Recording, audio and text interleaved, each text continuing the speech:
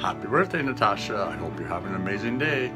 Anyways, this is something that I heard when you were about 1 year old, and I always thought someday I'm going to have to read it to you. So here goes, and I hope you know how much Mommy and I love you very much. So happy birthday.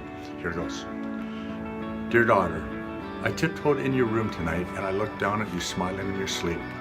You were so lovely and my heart nearly broke, and I thought how much like Sleeping Beauty a little girl is. When I tuck you in at night, I never know how old you'll be when you awake. One evening you'll crawl on your dad's lap and throw your arms around his neck. The next morning you might be much too grown up for that sort of thing. You're so quickly approaching that awkward age, too young to drive the car and yet too old to be carried in the house half asleep on Daddy's shoulder. I have a secret that I've never told you, Sleeping Beauty. You're going on a very exciting trip. You'll travel from yesterday all the way to tomorrow. It's a rapid journey, and you'll travel light, leaving behind you measles, mumps, freckles, bumps, bubblegum, and me. I promise not to feel too hurt when you discover that the world is more important than your daddy's lap. Yesterday you were blue jeans and pigtails, the neighborhood's best tree climber. Tomorrow you'll be blue organdy and ponytails, and you'll view the world from a loftier perch, a pair of high heel shoes. Yesterday you could mend a doll's broken leg with a hug. Tomorrow you'll be able to break a young man's heart with a kiss. Yesterday you could get lost 1 aisle away from me at a supermarket, and now I have to worry about losing you down another aisle to some strange young man, although you did make an amazing choice. You see, just at the point when your growing pains stop, mine begins.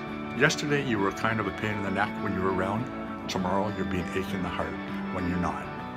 Tomorrow you'll lay aside your jump rope and tie up the telephone lines, and the little boy that used to push you in the mud, well, he'll fight to sit out a dance with you. The clock is counting the minutes for you, and the sky upstairs is saving its biggest stars, and the sun is waiting with its sunniest days. Oh, I can't expect you to live in a dollhouse forever. Sooner or later the butterfly sheds its cocoon, and the smallest bird must try its wings. But when you grow up and out of my arms, when you finally get too big for my shirts, I'll still recall how you used to scatter dust and dolls and partially through every room in the house, but you spread sunshine too. The dust is settled and Mom picks up the dolls, but the sunshine will always fill the corners of our hearts. So here I am, talking to you in your sleep, because, well, if you saw this look on my face, you'd laugh. And if I spoke with this lump in my throat, I'd cry. Yeah, honey, when I looked at you tonight, you were a Sleeping Beauty. So I tiptoed over and kissed you. You didn't wake up. I knew you wouldn't. According to the legend, only the handsome young prince can open your eyes.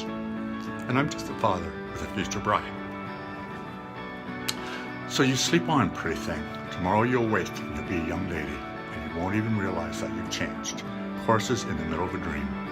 But you might notice a little change in me. I'll look a little different somehow. A little sadder, a little wiser, but a whole lot richer. Tonight I kissed a princess, and I feel like a king. Happy birthday.